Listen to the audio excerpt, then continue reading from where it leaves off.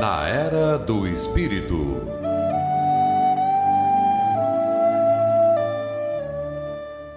Bom dia a todos, caros ouvintes da Rádio Guarujá AM 1420 kHz, Florianópolis.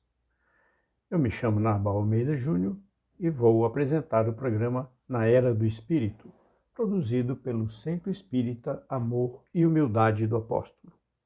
Hoje voltamos a falar sobre a família. Dedicamos o tema da família para o segundo sábado de cada mês. E como nosso desenvolvimento e o desenvolvimento da nossa família depende do nosso progresso moral, eu resolvi fazer uma série de programas apresentando as leis morais. Para relembrar, são 12 as leis morais. A lei divina ou natural, lei de adoração, lei do trabalho, lei de reprodução, lei de conservação, lei de destruição, lei de sociedade, lei do progresso, lei de igualdade, lei de liberdade, lei de justiça, amor e caridade e a lei da perfeição moral. No programa passado, que foi o primeiro, nós começamos falando sobre as características da primeira lei, que é a lei divina ou natural. Apresentamos e comentamos as questões de 614 a 618 do Livro dos Espíritos. Hoje, continuando ainda, falando sobre a lei natural ou lei divina. Mas nós vamos entrar no próximo capítulo, que é conhecimento da lei natural. E esse capítulo se inicia na questão 619 do Livro dos Espíritos. E na questão 619, Kardec perguntou aos espíritos: a todos os homens facultou Deus os meios de conhecerem sua lei? E a resposta dos espíritos veio nos seguintes termos: todos podem conhecê-la, mas nem todos a compreendem. Os homens de bem e os que se dedicam a investigá-la são os que melhor a compreendem. Todos, entretanto, a compreenderão um dia, porquanto forçoso é que o progresso se efetue.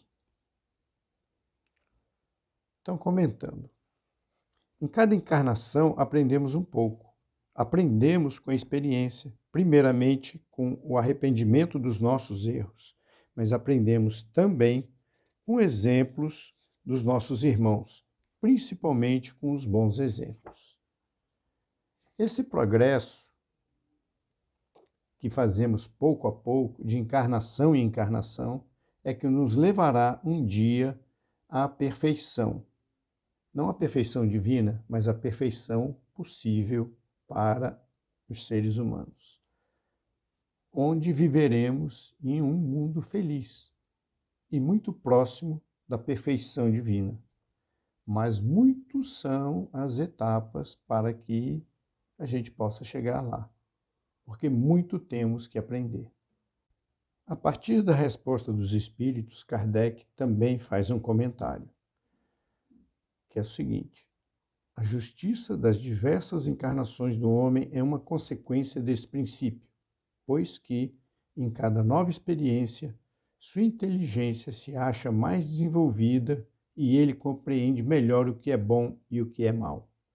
Se numa só existência tudo lhe devesse ficar ultimato, terminado, chegado ao fim, qual seria a sorte de tantos milhões de seres que morrem todos os dias no embrutecimento da selvageria ou nas trevas da ignorância, sem que deles tenha desprendido o se instruírem? Isso quer dizer que não tenha dado tempo para eles para se instruírem e ganharem um pouco de coisa, um pouco de conhecimento. Então isso seria injusto para com essas pessoas. Porque a justiça divina está no fato e na oportunidade que Deus nos dá em termos diversas encarnações para podermos nos aprimorar. Cada encarnação é como uma aula experimental para nos aprimorar no bem. Então vamos para a questão 620. Antes de se unir ao corpo, a alma compreende melhor a lei de Deus do que depois de encarnada? Compreende-a de acordo com o grau de perfeição que a tenha atingido e dela guarda a intuição quando unida ao corpo. Os maus instintos, porém, fazem ordinariamente que o homem a esqueça. Essa foi a resposta dos espíritos. Então, quando encarnamos, os instintos que nos foram dados por Deus para que a gente possa ter mais ferramentas para trabalhar num mundo mais primitivo, mais bruto, eles agora começam a nos atrapalhar. E a gente precisa se livrar desses instintos para poder evoluir, né? Por exemplo, o egoísmo, que é um instinto de autopreservação. Ele agora nos leva a esquecer e abandonar o que conhecemos das leis divinas, o que conhecemos sobre amar o próximo, dividir as coisas, porque agora nós já não estamos mais num mundo tão bruto que a gente precisa tanto da nossa autopreservação. A gente precisa mais de compartilhar e de viver unido, um ajudando o outro.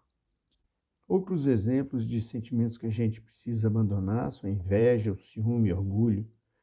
Todos sentimentos ruins que, quando encarnados, nos levam a tomar decisões erradas, mas que um dia nós precisamos deles. E agora vamos para a questão 621, que eu acho muito interessante. Kardec pergunta: onde está escrita a lei de Deus? O que ele está perguntando é onde a gente encontra a lei de Deus. E a resposta dos espíritos é simples e direta: na consciência. E aí Kardec faz uma segunda pergunta logo em seguida.